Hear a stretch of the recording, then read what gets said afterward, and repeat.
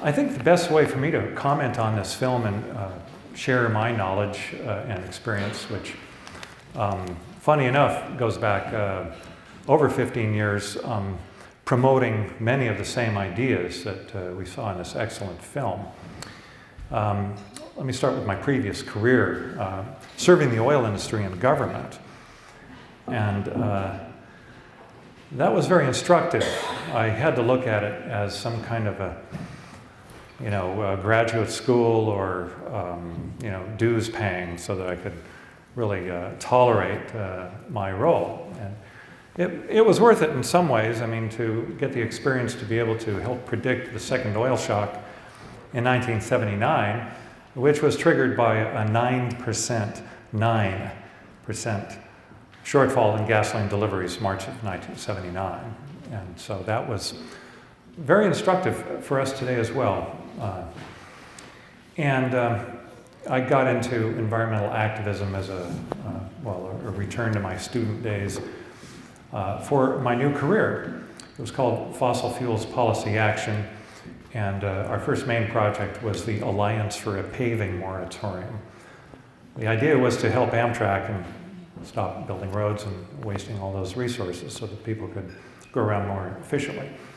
But we didn't get any support from the rail sector, but we became kind of a bike zine with the Auto Free Times magazine. And so with car-free living and looking at some of the shortcomings of the mainstream environmental movement, which was Technofix then just as it is Technofix today, we had some of the projects that Eric mentioned, Pedal Power Produce, the Sail Transport Network. And along the way, we discovered or decided that the Native Americans or any indigenous traditional culture is the only model of sustainability. So when we talk about a transition, where to? Well, I think we're going to have to go back to the way the Indians lived. So this really does present a big challenge for people to contemplate that or face that, because we have a very high opinion of our culture and civilization today. But if it's not sustainable and we're headed toward climate extinction or petrocollapse, then we're going to have to really think of some major lifestyle changes.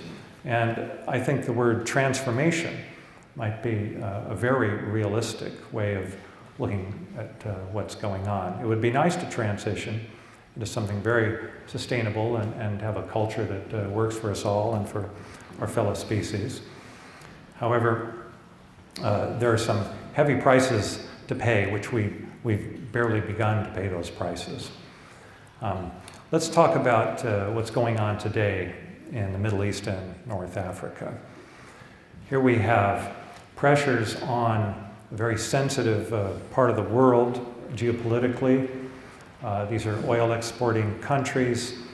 The population has suffered for a long time, not just from politics and evil, greedy rulers, but higher food prices, very large populations that are not close to the land anymore.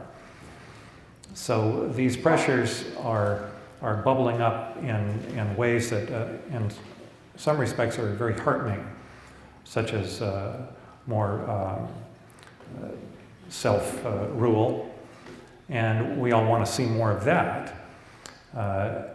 But when we look at what's going on in some of these countries such as Libya and Egypt,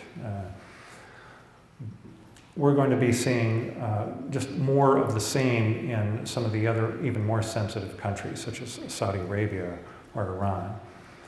And let's say that there's a revolution in Saudi Arabia. That's my favorite example of beginning to talk about how the oil market really determines our lives and will determine the future. So let's say that the Strait of Hormuz closes, let's say for some reason there's another 9% or more shortfall in gasoline deliveries for the US and for many parts of the world. It will no longer matter how much oil is in the ground. You saw the peak oil chart. It's the Hubbard curve. It's a symmetrical bell curve. And it implies that the second half of oil consuming, or as Colin Campbell, the eminent geologist, puts it, the second half of the age of oil. However, this assumes that that oil will be extracted, can be extracted, and refined and distributed. But what happens when there's a run on the energy bank, which is how Matt Simmons, the petroleum investment banker, put it. And this is basically pointing again to what happened in the 1970s twice with those oil shocks.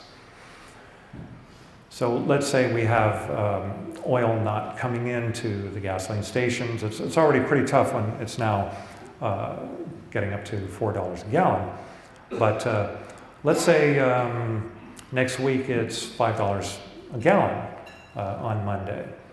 And we're hearing more alarming news about what's happening in North Africa, or Saudi Arabia in particular, which is my favorite example.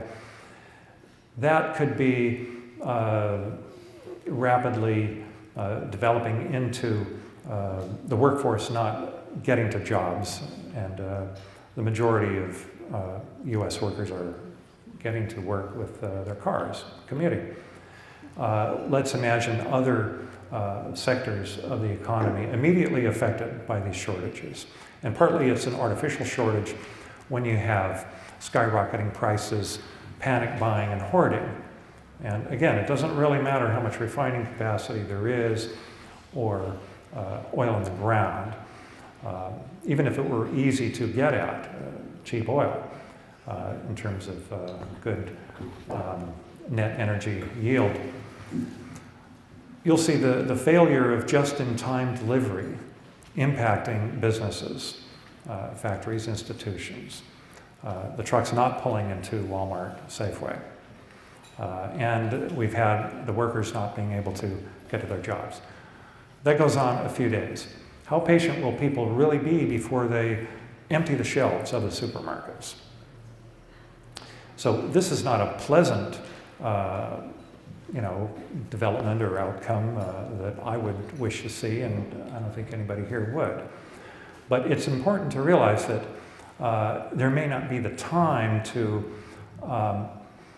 educate the policymakers from on high to recognize that there are bottom-up solutions and local economic projects that can help people live more reasonably and involve everyone in community, which is really what we need to do.